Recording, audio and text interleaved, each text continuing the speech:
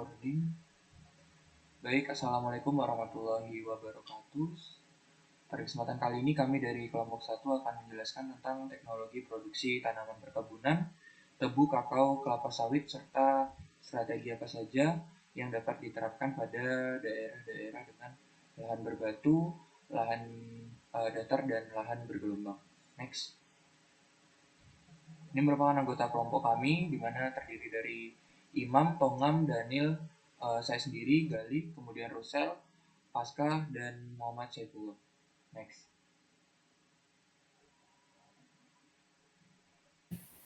Oke, baik. Selanjutnya saya akan menjelaskan terkait prinsip-prinsip umum dalam budidaya perkebunan, tanaman perkebunan. Yang pertama ada pemilihan varietas unggul, kedua ada pengelolaan lahan yang baik, selanjutnya ada penanaman dengan cara tanam yang sesuai, selanjutnya ada pemupukan, kemudian ada perawatan dan pemangkasan, dan panen dan pasca panen. Selanjutnya, konsep asap manajemen di lahan 3.000 mm per tahun dan 1.000 mm per tahun. Lahan dengan curah hujan 3.000 mm per tahun merupakan lahan yang basah atau yang gampang erosi, sehingga membutuhkan penanganan dengan pembuatan saluran drainase, kemudian tanaman penutup tanah untuk mengurangi erosi, selanjutnya pemilihan tanaman sesuai dengan lahan tersebut. Kemudian pada lahan dengan curah hujan 1.000 mm per tahun, itu merupakan lahan yang kering, sehingga diperlukan tempat penampungan air hujan, tanaman penutup tanah atau mulsa organik untuk menjaga kelembapan tanah, dan penanaman pada awal musim hujan. Baik, selanjutnya kita masuk ke yield improvement perkebunan tebu lahan berbatu. Next. Yang terdiri dari 5 bagian. Yang pertama itu ada karakteristik lahan berbatu, yang kedua ada strategi perbaikan lahan, yang ketiga ada pengelolaan agronomi, yang keempat ada irigasi dan konservasi air, dan yang terakhir ada inovasi teknologi. Next. Yang pertama ada karakteristik lahan berbatu, di mana yang pertama ada fraksi batu tinggi yang dimana didominasi oleh batuan yang lebih dari 40%, volume tanah. Yang selanjutnya itu mengurangi ruang tumbuh akar. Yang kedua ada lapisan tanah dangkal dengan rata-rata kedalaman solum terbatas yang kurang dari 50 cm yang kemudian menghambat perkembangan akar tebu. Yang ketiga ada kapasitas menahan air rendah di mana batu mengurangi volume tanah sehingga tanah cepat kering. Yang keempat ada kesuburan tanah rendah, biasanya bahan organik umumnya rendah, di mana kapasitas pertukaran kation ini terbatas. Yang kelima itu ada tekstur tanah kasar, biasanya berpasir atau berlempung pasir, yang parah masalah daya simpan air dan hara. Next. Yang kedua ada strategi perbaikan lahan, di mana yang pertama ada pemetaan detail lahan, itu di mana yang pertama itu ada identifikasi zona batu tinggi, yang kemudian ada kedalaman tanah, kemiringan, dan kesuburan perencanaan serta spesifik lokasi. Yang kedua ada pembuatan teras ataupun counterban, di mana pada lahan miring ini untuk mengurangi erosi, menangkap air dan menciptakan area tanam lebih datar.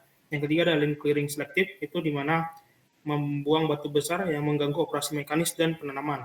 Yang keempat ada pengolahan tanah minimum atau minimum tillage, ini dapat mengurangi pengolahan tanah dalam untuk mencegah munculnya batu baru ke permukaan dan mempertahankan struktur tanah. Yang terakhir itu ada penambahan bahan organik, di mana penggunaan pupuk kandang matang seperti kompos ataupun biochar dalam bentuk dosis tinggi, ini untuk meningkatkan kapasitas menahan air dan hara serta struktur dan aktivitas biologi.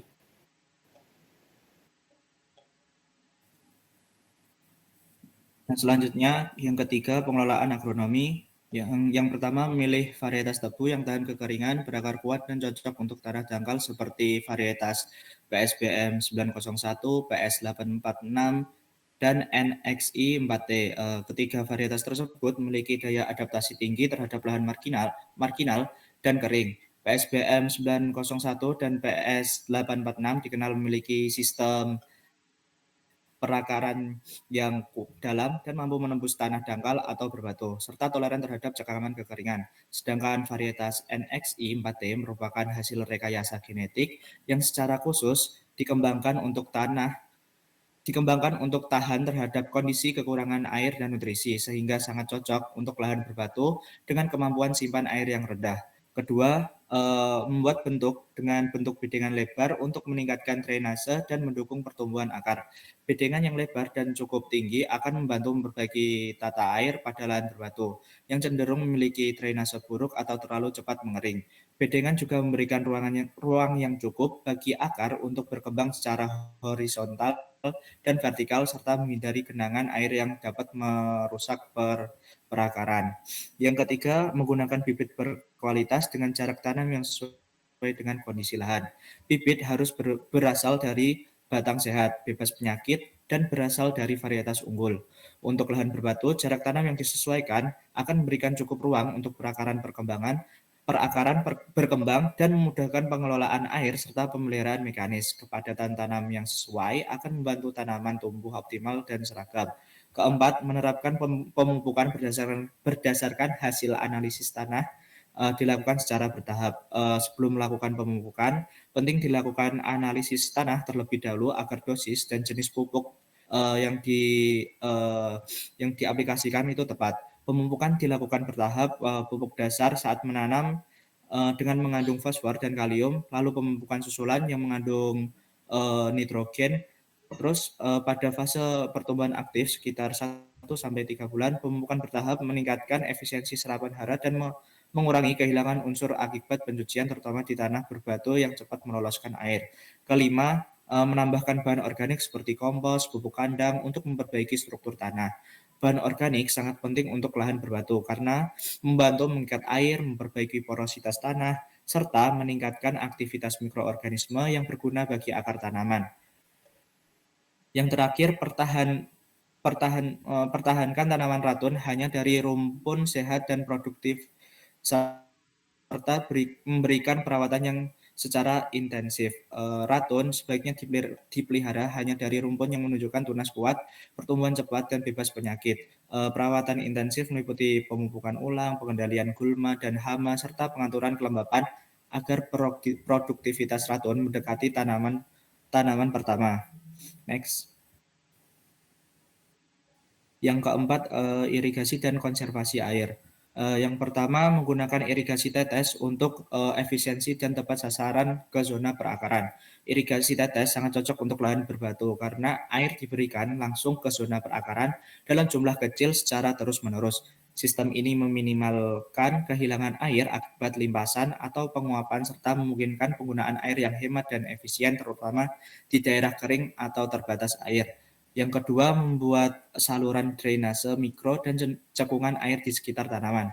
Saluran drainase kecil dan cekungan lokal di sekitar tanaman berguna untuk menampung air hujan dan irigasi secara langsung di sekitar akar, yang membantu memaksimalkan infiltrasi air ke dalam tanah dan mengurangi limpasan di permukaan lahan yang berbatu. Yang ketiga, memanfaatkan penampungan air hujan seperti embung atau kolam tada hujan. Embung atau kolam penampung air hujan sangat penting di lahan kering atau berbatu karena memungkinkan penyimpanan air saat musim hujan untuk digunakan di musim kemarau. Yang keempat, menggunakan mulsa organik seperti jerami, daun kering untuk mengurangi evaporasi dan menjaga kelembaban tanah. Kelima, menambahkan bahan organik seperti kompos dan pupuk kandang untuk meningkatkan daya simpan air dalam tanah. Yang terakhir, melakukan penjadwalan irigasi berdasarkan fase pertumbuhan tebu dan kondisi kelembaban tanah. Next. Selanjutnya ada inovasi teknologi yang diambil dari jurnal artikel yang berjudul Inovasi Teknologi Penerapan Kompos Blotong untuk Kesuburan Tanah dan Peningkatan Produktivitas Tanaman Tebu. Next. Yang pertama, pemanfaatan blotong sebagai pupuk organik. Blotong adalah limbah padat dari proses pemurnian nira tebu yang memiliki kandungan unsur hara makro dan mikro penting seperti N, P, K, Ca, Mg. Inovasinya terletak pada transformasi limbah yang menjadikan kompos bermanfaat untuk memperbaiki sifat fisik, kimia, dan biologi tanah.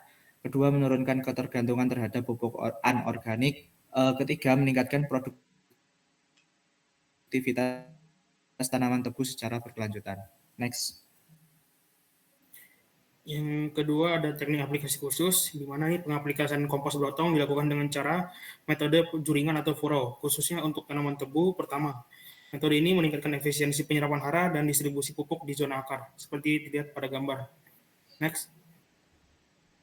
Yang ketiga ada kombinasi dengan pupuk anorganik, di mana kompos blotong ini dikombinasikan dengan pupuk anorganik seperti NPK yang disebut sebagai bentuk inovatif pemupukan untuk Yang pertama untuk menekan biaya pupuk kimia yang tinggi, yang kedua untuk mengurangi dampak negatif dari penggunaan pupuk anorganik jangka panjang, misalnya pengerasan tanah ataupun hilangnya mikroorganisme tanah. Yang keempat ada manfaat lingkungan dan ekonomi. Inovasi ini juga berdampak positif secara yang pertama dilihat dari ekonomi ini mengurangi biaya transportasi dan penanganan limbah serta menciptakan produk bernilai jual. Yang kedua, dilihat dari lingkungannya ini dapat menurunkan pencemaran dari limbah tebu dan mengurangi kebutuhan lahan pembuangan. Next. Selanjutnya adalah yield improvement perkebunan kelapa sawit pada lahan rendahan atau lowland area. Next. Dimana untuk pembahasan yang akan dibahas yaitu karakteristik lahan lowland area atau lahan rendahan, tujuan dari yield improvement pada lahan kelapa sawit, strategi yield improvement di lowland area pada kelapa sawit, pengelolaan agronomi, pemanenan tanaman kelapa sawit, serta inovasi teknologinya. Next. Yang pertama, karakteristik lahan lowland area atau lahan rendahan. Yang mana topografi datar biasanya memiliki elevasi kurang dari 50 mdpl, permukaan lahan cenderung rata, minim drainase alami. Kemudian yang kedua, drainase buruk, air mudah menggenang, meningkatkan resiko anaerob dan pembusukan akar. Kemudian yang ketiga, jenis tanah khas, umumnya tanah gambut, aluvial, atau potsolik dengan kadar organik tinggi namun miskin hara. Kemudian yang keempat, pH tanah rendah, cenderung masam, pH kurang dari 5,5, memerlukan pengapuran agar unsur hara tersedia optimal. Kemudian yang kelima, tinggi muka air tanah itu menyebabkan zona perakaran tergenang dan mempengaruhi respirasi akar. Kemudian yang keenam, akses terbatas, perlu pembangunan jalan, saluran air, dan tata kelola infrastruktur lahan yang baik. Oke, next. Kemudian tujuan dari yield improve pada tanaman kelapa sawit di lahan lowland area. Yang pertama itu adalah memaksimalkan produktivitas TBS, yaitu memperbaiki hasil tandan buah segar per hektar meski kondisi lahan suboptimal. Yang kedua, efisiensi lahan marginal, menjadikan lahan rendah yang sebelumnya kurang produktif menjadi lebih menguntungkan. Yang ketiga, adaptasi tanaman lebih baik, meningkatkan ketahanan sawit terhadap cekaman air, penyakit, dan stres lingkungan. Kemudian yang keempat, peningkatan keberlanjutan, mendukung praktik budidaya yang lebih ramah lingkungan dan jangka panjang. Kemudian stabilisasi hasil panen, mengurangi fluktuasi hasil akibat perubahan cuaca ataupun musim hujan yang ekstrim.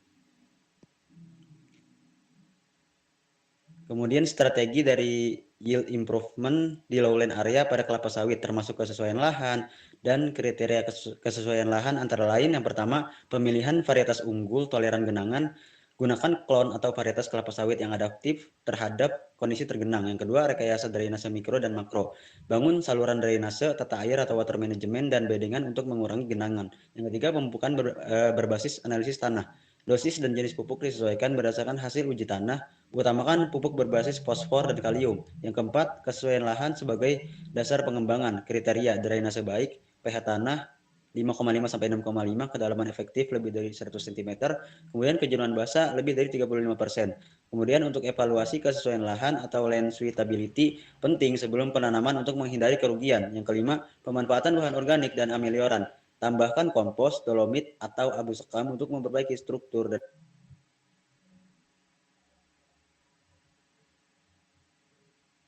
subur. Selanjutnya adalah pengelolaan agronomi, di mana untuk pengelolaan agronomi dari tanaman kelapa sawit ini terdiri dari pemilihan varietas unggul, di mana biasanya varietas yang digunakan yaitu varietas yang tahan penyakit seperti Dura dan Piscifera atau DXP karena produktivitasnya yang cukup tinggi. Kemudian untuk pemupukan seperti yang sudah dijelaskan bahwasanya pemupukan pada tanaman kelapa sawit ini perlu pemupukan yang berimbang serta diperlukan pengairan yang sistem drainase penting di lowland area untuk hindari genangan dan busuk akar. Di mana ini merupakan varietas DXP langkat, bisa dilihat pada tabel untuk rata jumlah tandan dan hingga adaptasi pada daerah lahan marginal.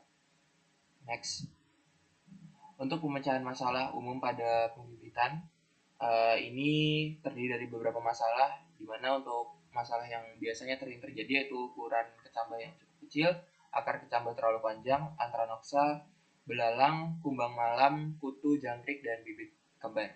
Untuk solusinya dapat dilihat pada tabel. Next.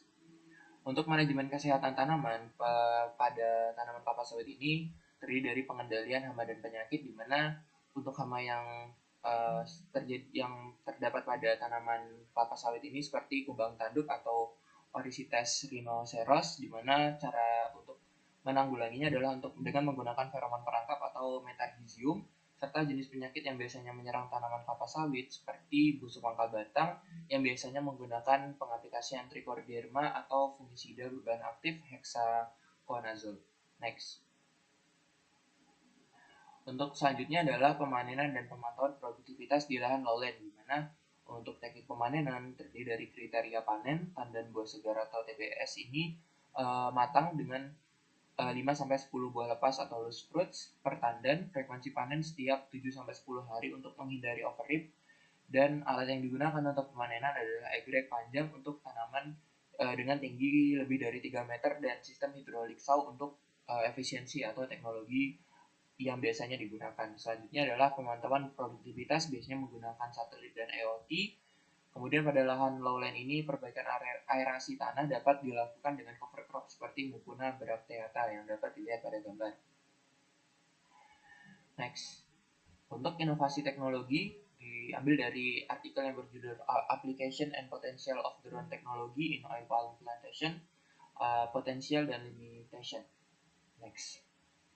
Jadi untuk teknologi yang digunakan pada tanaman kelapa sawit ini ada menggunakan drone dengan fungsi drone sebagai inventarisasi kebun, yaitu dengan pemetaan 3 dimensi. Contoh algoritma yang digunakan adalah dengan template matching dan object based image analysis atau OBIA untuk identifikasi batas kanopi. Kemudian penyemprotan pupuk atau pestisida dengan efisiensi drone seperti DJI Agras MG1 mampu membawa 10 liter pestisida dengan presisi tinggi dengan mengurangi paparan petani terhadap bahan kimia berbahaya. Berdasarkan penelitian dari Purpute 2018 menggunakan koper dengan sistem Arduino untuk penyemprotannya secara lebih otomatis. Next. Kemudian selanjutnya drone ini dapat digunakan juga untuk mengestimasi biomasa, di mana teknologi sensor NIR dan multispektral memprediksi biomasa melalui indeks vegetasi atau NDVI. Studi yang dilakukan oleh Bendik memantau biomasa barley ini menggunakan foto RGB dari drone. Kemudian prediksi hasil panen, data gabungan dari citra RGB dan multispektral untuk mengukur tinggi kanopi, tutupan daun, serta distribusi pohon. Berdasarkan penelitian yang dilakukan Bura, memprediksi hasil panen sawit di Sumatera dengan akurasi 50,5 ton per hektar per tahun. Next. Untuk selanjutnya adalah dengan mendeteksi penyakit atau Ganoderma borinense, di mana penyakit busuk pangkal batang ini dideteksi dengan sensor NIR dan analisis OBA. Kemudian juga dengan CNN atau Convolutional Neural Network digunakan untuk klasifikasi kesehatan tanaman dari citra RGB. Selanjutnya adalah dengan manajemen gulma dan irigasi. Gulma pada drone ini dengan sensor hiperspektral memetakan distribusi gulma untuk penyemprotan target dari gulma tersebut. Kemudian selanjutnya adalah irigasi dengan sensor thermal memantau stres air dan kebocoran sistem irigasi. Next. Oke, baik. Yang selanjutnya adalah yield improvement perkebunan kakao lahan undulating atau bergelombang. Nah, di sini yang pertama adalah pembahasan tentang karakteristik lahan bergelombang, di mana lahan bergelombang ini memiliki topografi yang tidak rata dengan kemiringan sekitar 8-15%. Dengan karakteristik utamanya adalah topografinya berbentuk lereng dengan variasi ketinggian yang mempengaruhi aliran air dan erosi. Selanjutnya adalah erosi tanah, di mana potensi erosi tinggi akibat aliran permukaan air hujan. Selanjutnya adalah drainase, di mana drainase alami lebih baik, tetapi beberapa area mungkin mengalami genangan atau kekeringan. Selanjutnya adalah kesuburan tanah, ini bervariasi karena erosi dan proses sedimentasi yang terjadi. Selanjutnya adalah aksesibilitas, di mana sulit untuk mekanisasi pertanian menunjukkan manajemen khusus. Selanjutnya adalah untuk tujuan yield improvement di lahan bergelombang ini. Yang pertama itu untuk meningkatkan produktivitas tanaman kakao melalui optimalisasi lahan. Selanjutnya adalah mengurangi dampak erosi dan degradasi tanah. Contohnya ini adalah dengan penanaman teras ring atau penanaman mengikuti kontur untuk mencegah erosi. Selanjutnya adalah meningkatkan efisiensi penggunaan air dan nutrisi. Selanjutnya memperbaiki kesehatan tanaman dan mengurangi serangan hama dan penyakit. Selanjutnya adalah meningkatkan keberlanjutan atau sustainability perkebunan. Nah, yang ketiga adalah strategi perbaikan lahan, di mana yang pertama itu adalah konservasi tanah, di mana menggunakan teras ring atau teras bangku atau teras kulut untuk mengurangi erosi, dan juga membuat jalur atau lajur tanam datar di lereng. Selanjutnya adalah penanaman tanaman penutup tanah atau cover crop, seperti Centrosema pubescens atau Puereria javanica. Dan selanjutnya adalah penggunaan mulsa organik untuk mengurangi penguapan dan erosi. Selanjutnya adalah pengolahan air, di mana pembuatan saluran drainase untuk mencegah genangan, di mana ini saluran air melintang atau cross drains untuk mencegah aliran deras dan menghindari genangan yang bisa memicu penyakit akar. Selanjutnya adalah dengan sistem irigasi tetes atau drip irrigation di area kritis atau di tempat-tempat yang sekiranya masih susah untuk air itu menetap. Nah, selanjutnya adalah pemupukan dan ameliorasi tanah, di mana penggunaan pupuk organik seperti kompos dan pupuk kandang untuk memperbaiki struktur tanah, dan aplikasi kapur jika pH tanah rendah, dan pemberian pupuk berimbang NPK dan plus mikronutrien. Selanjutnya adalah strategi yield improvement di lahan bergelombang. Yang pertama itu pembahasan kesesuaian lahan, di mana kriteria kesesuaian lahan untuk kakao berdasarkan FAO dan Koka, di mana iklim curah hujan itu 1.500 sampai 2.500 mm per tahun dengan suhu 18 sampai 32 Celcius. Dengan tekstur tanahnya itu lempung berpasir dengan pH 5,5 sampai 7,0 dengan drainase baik dengan keliringan ideal kurang lebih 15 derajat, jika perlu lebih dari 15 derajat perlu teras ring. Nah, untuk pendekatan yang digunakan adalah itu dengan penanaman pohon pelindung dengan menggunakan Gliricidia, speum atau erythrina untuk mengurangi evaporasi dan angin kencang. Selanjutnya dengan agroforestry, di mana integrasi kakao dengan tanaman kopi maupun pisang untuk diversifikasi pendapatan. Selanjutnya adalah pemilihan varietas unggul, varietas tahan penyakit seperti MCC02 atau Sulawesi 1. Nah, selanjutnya adalah pengolahan agronomi dan manajemen kesehatan tanaman. Yang pertama adalah pemilihan varietas, di mana varietas tahan penyakit, misal terhadap Phytophthora palmivora, dan selanjutnya adalah menggunakan klon unggul seperti ICS 60 dan TSH 858. Selanjutnya adalah pemupukan, di mana analisis tanah untuk merekomendasi pupuk yang tepat, pupuk MPK 12-12-17 plus MG dan ZN untuk meningkatkan produktivitas.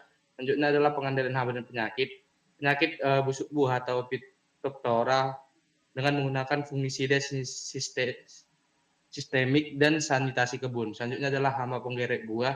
Ini bisa menggunakan feromon perangkap maupun pemangkasan teratur, dan juga ada metode parasit maupun dengan menggunakan rotasi tanaman dan legum. Selanjutnya adalah pemanenan dan pemantauan produktivitas. Untuk pemanenan sendiri menggunakan yang pertama adalah teknik pemanenan, di mana yang pertama adalah panen buah matang atau warna kuning orange setiap 2-3 minggu. Selanjutnya adalah gunakan alat panen yang tajam untuk mencegah luka pada batang.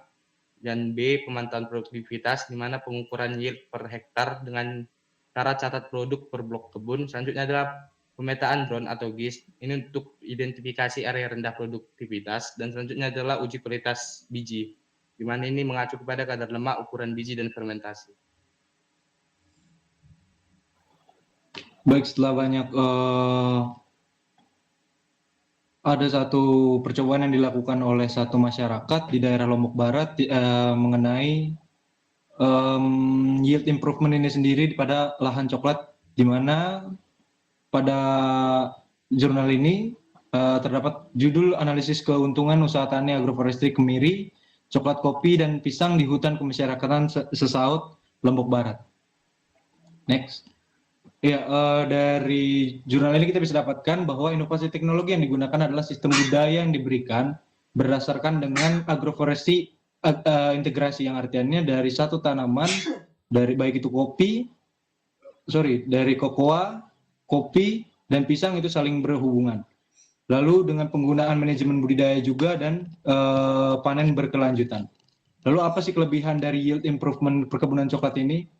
Ada 3 poin yang disampaikan pada jurnal ini. Yang pertama adalah penggunaan agroforestry di lahan yang bergelombang. Yang artinya pada lahan bergelombang ini nggak semua tanaman bisa digunakan.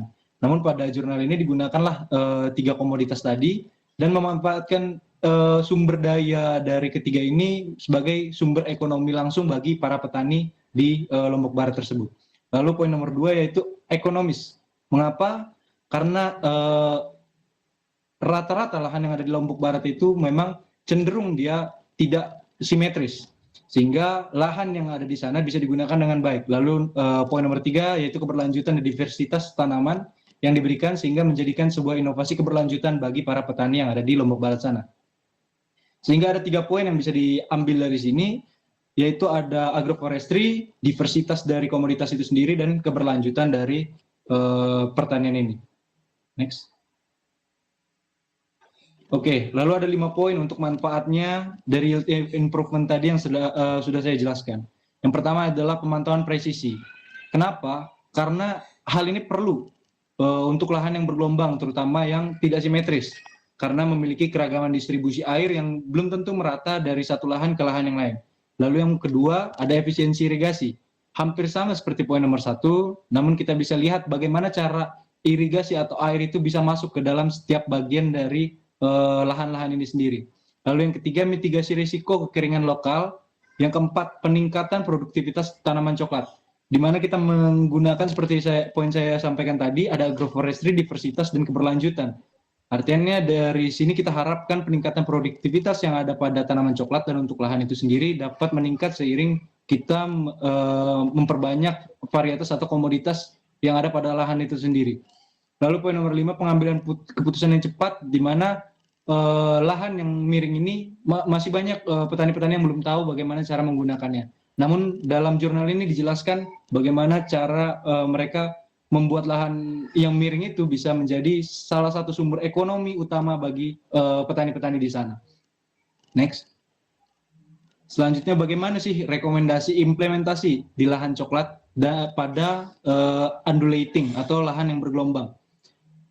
Mungkin ada 3 inovasi lah yang bisa disarankan. Yang pertama, pasang sensor di titik representatif, atau biasa kita gunakan GPS untuk penanaman di lahan atau di titik-titik tertentu yang memang cenderung memiliki kemiringan yang tidak bisa beberapa komoditas itu tumbuh.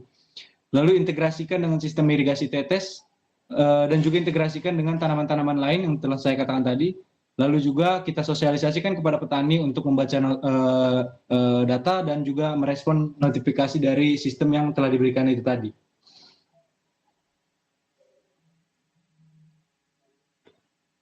Baik, cukup sekian presentasi kami pada kesempatan kali ini. Dari kelompok 1 mengucapkan mohon maaf jika ada kesalahan ataupun kekurangan dalam kami menyampaikan materi pada kesempatan kali ini. Sekian, wassalamualaikum warahmatullahi wabarakatuh.